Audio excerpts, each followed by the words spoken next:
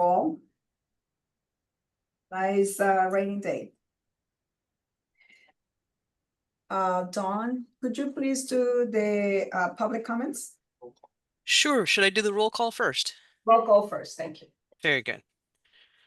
Jerry Abrahams. Here. Wendy Clark. Phil DeFranzo. Here. Heidi DeWinkert. Here. Timothy Hodges. Here. Zani Intamowski. Here. Zani, am I saying your name correctly? Zani Imitowski, but you got it close. Thank you. Catherine McKinnon. Here. Commissioner Mascara Bruno. Here. Commissioner Perez. Here. Franklin Perry. Here. Matt Puglisi. Chelsea Ross. Here. Sarah Sanders. Here. Lisa Tepper Bates. Here. Greg Ugalde. Here. Sean Williams. Here. We do have a quorum in attendance for this meeting. Thank Dawn, you. I'm here. Wendy Clark. Wendy, thank you. Thank you, Dawn. Just for clarification, Sunny is representing the designate for the Secretary of PM, so Claudio is not gonna. Sunny, you're taking the place of Claudio, right? Yeah. Now Claudia's moving to a different board. I'm coming on board, so I'm very happy to be here with everyone. So, yeah. Thank you, Sunny. Just so people doesn't think, oh, we have a new board member. Dawn, could you do the public comments now? Yes, of course. I also want to let people know that we are live streaming and recording this meeting. Both of those have already started. And thank you to CTN for covering the board meeting this morning. For the public comments, this is the only opportunity on the agenda for the public to provide comments. If you would like to provide a comment, please unmute yourself and state your name. Or if you are in the room, please make yourself known. To ensure that everyone has the opportunity, comments will be limited to 3 minutes.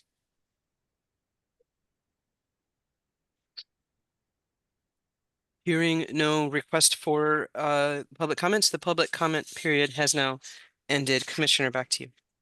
Thank you, Dawn. Next is the report from our CEO, Nandini. Good morning, members of the board. I think busy does not adequately convey the pace of activity here at CHFA. I think that there's a lot of things that are going on both externally and internally, and certainly beats the alternative. It's budget time, and Hazim is going to be presenting a draft budget for your review and discussion this morning. In addition to that, we are in the process of reviewing and taking stock of our programs to date and making plans for 2026. We've done a significant amount of work internally this year on organizational development initiatives that are being launched this fall and into next year. And broadly, they cover areas like succession planning and career and professional development. In terms of an update, we are looking forward to our board retreat next month, which is going to be held at right after the board meeting on the 20th. It's going to be in person. I know that we love our virtual environments, but I would request that to the extent you're able to, if you could please be in the office. I think it makes for a much more lively and engaged discussion. We're going to definitely cover some of the topics that you've brought up in the last few months.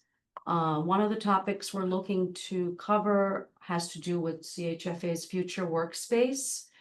I want to give a huge thank you to Commissioner Perez and Greg Ugalde for your time earlier this month, where we previewed some of the research that we have done in the last 9 months.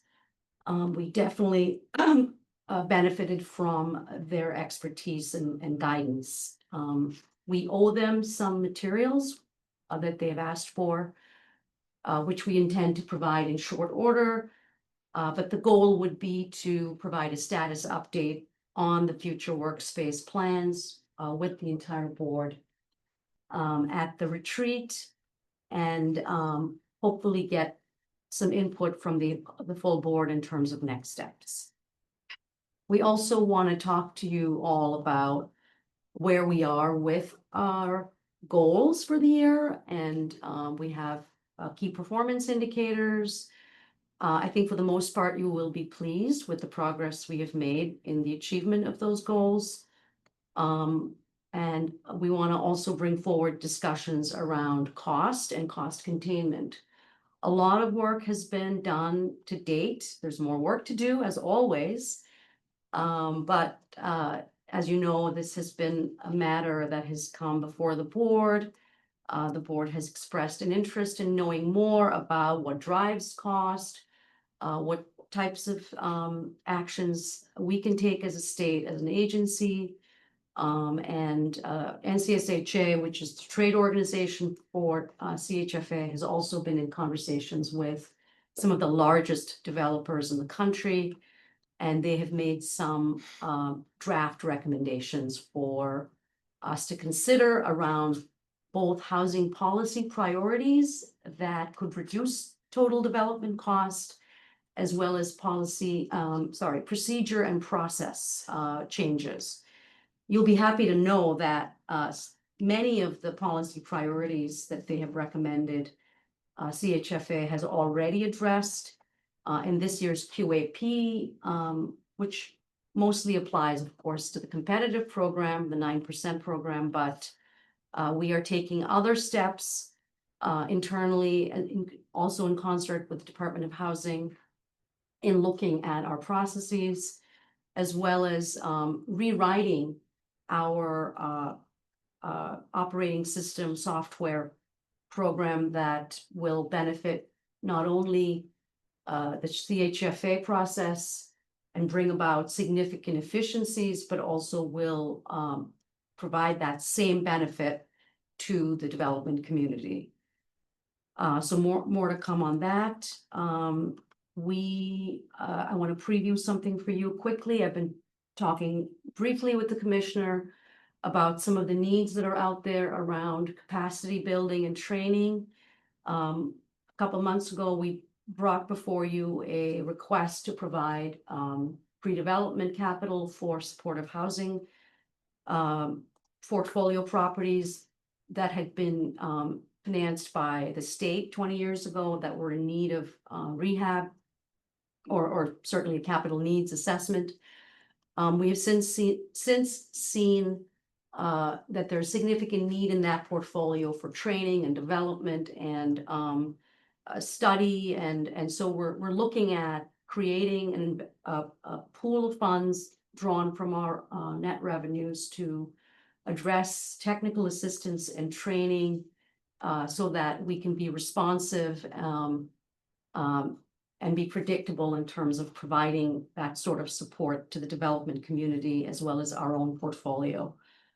And so that could come to you as early as next month, and I hope you will give it favorable consideration. With that, I'll turn it back to the commission. Thank you. Any comments or questions for Nandini? All right, hearing on, we're gonna move on to mortgage committee. And Pat, you're gonna present, we have two resolutions that the committee sent to the board. And the first resolution is the financing of some properties for Metro Realty. Yes, good morning, everybody. At Tuesday's mortgage committee meeting, Liz Valagorski presented a request for the modification of 4 loans for Metro Realty. The request included an interest-only period of 10 years at a rate of 7%, with a balloon payment due at the end of the 10-year term. The aggregate outstanding principal balance of the loans is approximately $12.45 million. These loans were extended between 2002 and 2008 and resulted in the development of 4 new affordable communities in Berlin, South Windsor, and Farmington, with a total number of units of 358. Metro has 20 properties in CHFA's portfolio with 1,547 total units. All of the properties are well managed and in good overall condition, and the loans have always paid as agreed. In July of this year, the CHFA board approved the restructure of 6 other loans for the same borrower under the same terms as those being sought in this request. As noted in July, the developer had begun succession planning.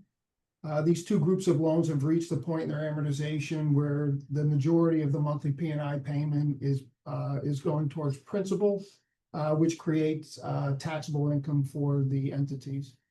To mitigate the tax burden created by the principal paydowns, the developer began looking into agency refinances.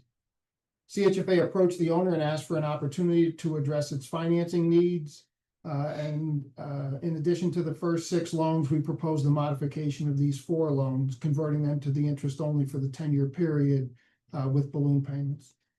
This structure allows CHFA to keep these properties under its oversight in its portfolio, and it positions the loans for future recapitalization or resyndication with us. In addition, CHFA will collect approximately $2.9 million in additional interest over this 10-year period. Mortgage committee members again expressed their affinity for this structure as a preservation tool, recommending that we offer this structure to other similarly situated owners who are eligible to take advantage of it on other preservation deals. Members of the mortgage committee unanimously approved the request, and I'm happy to answer any questions. Thank you, Pat. Can I have a motion to approve the resolution presented by Pat?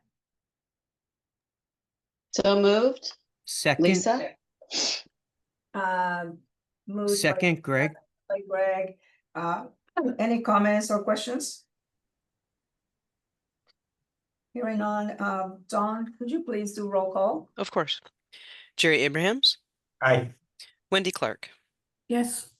Phil DeFranzo, Yes. Heidi DeWingert, Aye. Timothy Hodges, Aye. Zani Inmatovsky, Yes. Catherine McKinnon. Aye. I'm sorry, Kathy, that was an aye. Hi, yes. Great, thank you. Commissioner Mascara Bruno, Yes. Commissioner Perez, Yes.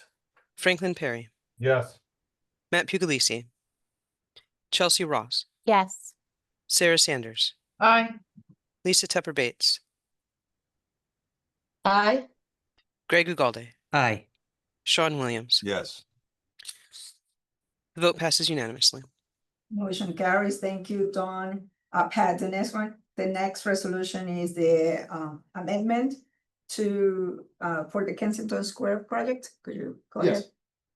Yes, at Tuesday's mortgage committee meeting, Ann Connors presented a request for the 6-month extension of the maturity date of the construction loan and the final closing date for New Kensington Square 2 in New Haven.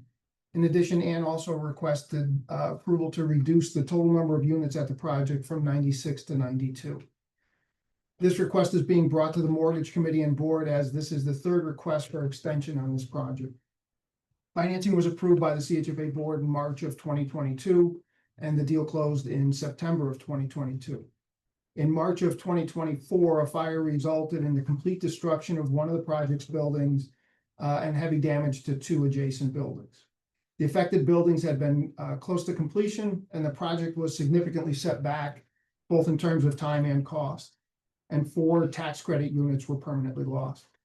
This caused significant delays while the owner assessed the damage, identified the new scope of work for repairs, negotiated the insurance claim, and obtained the approvals necessary to proceed with the fire-related demolition and repairs. After 2 6-month extensions, the work was 100% completed and certificates of occupancy were received this past summer. Unfortunately, rebuilding the 4 units on site is not feasible as the building that the 4 units were contained in was a non-conforming use, and local zoning does not allow for the replacement of this building. While the developer has not yet been able to locate another suitable site in the neighborhood, HUD has agreed to allow the transfer of the 4 Section 8 project-based vouchers to other units in the future, so we won't be losing the affordability for future units. It is anticipated that this extension will allow the developer the time needed to finalize the cost certification required for the final closing, which we expect to occur in the next few months. Members of the mortgage committee unanimously approved the request, and I'd be happy to answer it. Thank you, Pat. Can I have a motion to approve the resolution presented by Pat? So moved, Heidi. Tim, second. Thank you. Any comments or questions? I have a question. Yes. Madam Chair. It was stated that the 4 units were lost because the building that they were located was not conforming. Did they ever go to the town and try to get a zoning waiver? Yes. Yes, unfortunately, it was a non-conforming use from the beginning, so the building existed as a non-conforming use. I fully understand zoning. I was an alderman in New Haven for 28 years. And we were the zoning authority, so I fully understand zoning. My question is very specific. Did they go and ask for an exception and were they told no? Yes. Yes, And this is a town that's in compliance with the number of housing, affordable housing units that the state came up with? yes, this is New Haven. Okay, and New Haven say no? Yes. Yes. I'm shocked. I'm shocked. Okay, There were 3 buildings on one lot, and it would be dangerous to rebuild. all right. All right. You answered my question. Thank you. Okay, thank you, Commissioner. That's the question. Okay. Yes, do you have a question? I had the same one. Oh, okay. Any other question? No? John, roll call, please. Yes. Jerry Abrahams. Aye. Wendy Clark. Yes. Phil DeFranco. Yes. Heidi DeWingert. Aye. Timothy Hodges. Aye. Zani Inmatowski. Yes. Catherine McKinnon. Aye. Commissioner Mascara Bruno. Yes. Commissioner Perez. Yes. Franklin Perry. Yes. Matt Puglisi. Chelsea Ross. Yes. Sarah Sanders. Aye. Lisa Tepper Bates. Yes. Greg Ugalde. Yes. Sean Williams. Yes. The vote passes unanimously. Thank you, Don. Motion carries. The next 2 resolutions, one is gonna be presented by Rob. This is for the resolution that was a resolution given to all of us last month about authorization of officers and employees for signature. So Rob, you wanna go ahead, present the resolution? Sure. As the commissioner mentioned, good morning. The resolution before you, regarding signatory authority of officers and employees of the authority is the same one presented in October, at the October meeting. No changes in the presentation materials there. The resolution is intended to coherently restate our existing signatory authority, replacing the existing signatory authority, which did not anticipate organizational changes and required various amendments. The purpose of signatory authority being to accomplish compliance, risk mitigation, accountability, and efficient business operations. I'd be happy to take any questions. Thank you, Rob. Can I have a motion to approve the resolution? Moved, Tim. Second, Greg? Thank you, Greg. Any comments or questions? Hearing none, Don, could you please do roll call? Yes. Jerry Abrahams. Yes. Wendy Clark. Yes. Phil DeFranco. Yes. Heidi DeWingert. Aye. Timothy Hodges. Aye. Zani Inmatowski. Yes. Catherine McKinnon. Aye. Commissioner Mascara Bruno. Yes. Commissioner Perez. Yes. Franklin Perry. Franklin, I can see you, but I didn't hear you. Yes. Great, thank you. Yeah, no problem. Yeah. Matt Puglisi. You look at that. Chelsea Ross. Yes. Sarah Sanders. Aye. Lisa Tepper Bates. Yes. Greg Ugalde. Aye. Sean Williams. Yes. The vote passes unanimously. Motion carries. Thank you, Don. Next is the draft 2026 budget and plan for operations. So Hazim. Good morning, Madam Chair and members of the board. As required by our finance procedures, we are sharing with you a draft of the 2026 annual budget package.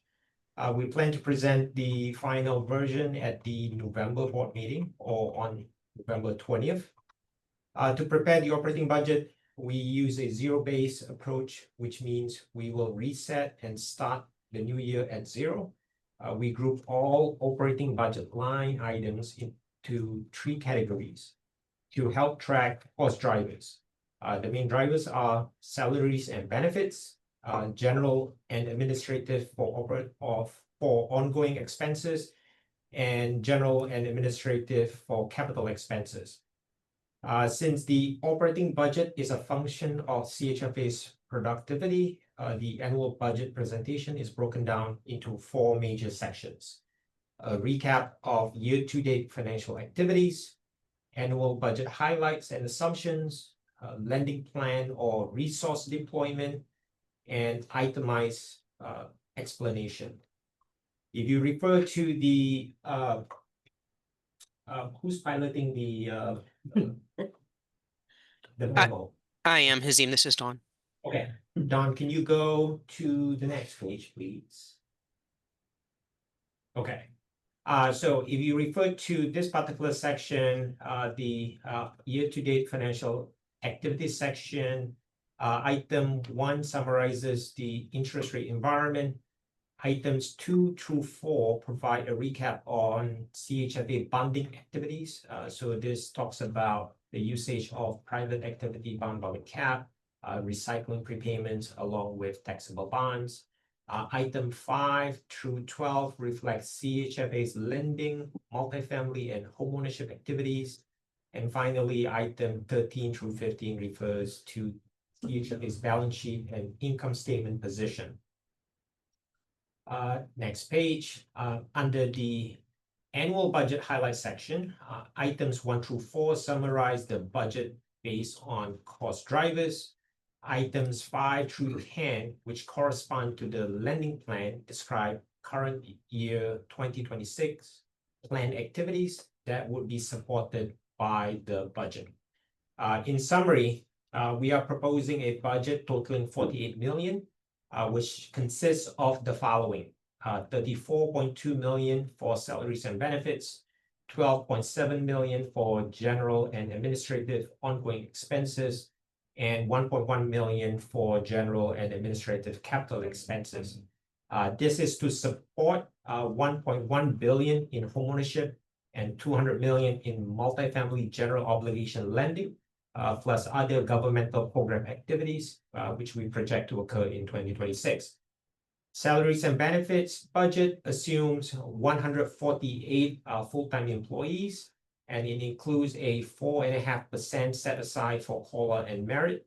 Of the 148 FTEs, 63% or 94 FTEs are dedicated to multifamily, while the remaining 37% are supporting homeownership.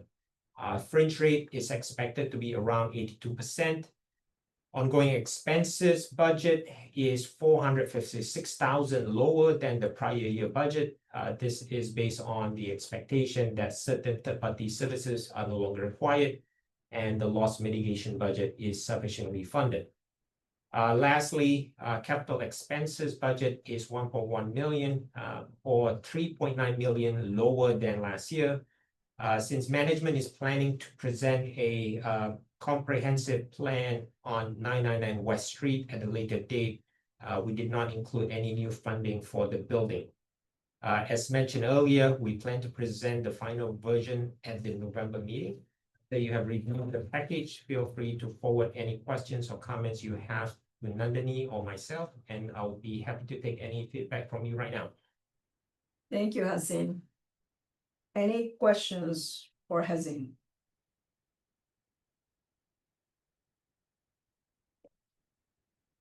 So you have been very clear, no questions. Well, you will have time to take a look at all the information provided by Hazim and the explanation, and please feel free that if you have any questions or comments, send it to Hazim so that we can respond and we can pass this budget at the next board meeting. Thank you, Hazim. Thank you.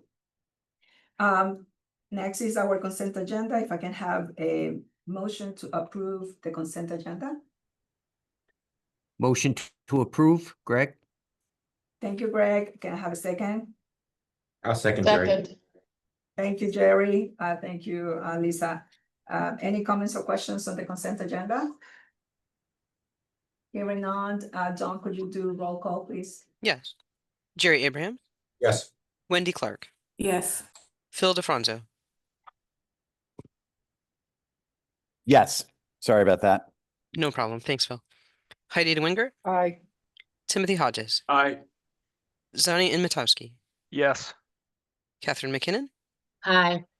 Commissioner Mascara Bruno, Yes. Commissioner Perez, Yes. Franklin Perry, Yes. Matt Puglisi, Chelsea Ross,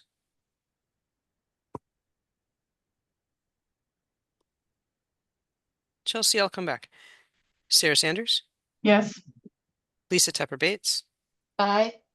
Greg Ugalde, Aye. Sean Williams. Yes. Chelsea, can you hear me now? Okay. The vote passes unanimously of those voting. Good, Dawn, motion carries. Before we adjourn, this was, right, we have a quick. Anybody has any comments or questions for staff before we leave? Otherwise, I will entertain a motion to adjourn the meeting. Moved. Who was that, Tim? Yes. A second? Second, but I did just want to say thank you to the staff of CHFA really quickly for your great work at the housing conference. I don't think we got a chance to mention that and to thank you. It was a lot of work, and thanks for everything you did. Thank you, Lisa. Looking forward to the planning session too. Strategic planning will be a good event for sure. Thank you. Thank you. Yes, just to remind you, the 20th, right? Yes. Next year. Here. Yeah, Yes, November. November 20th, before Thanksgiving, so please make sure that I know sometimes our agendas doesn't allow us to come, but if you can make every effort, so it would be great to have you all. All right, so any other comments or questions? Otherwise, all those that wants to go home, say aye. Aye. Aye. Aye. No opposed? So carries. Thank you very much. Have a great day. Just for the record, I'm going back to work. Not home. Bye-bye. Bye.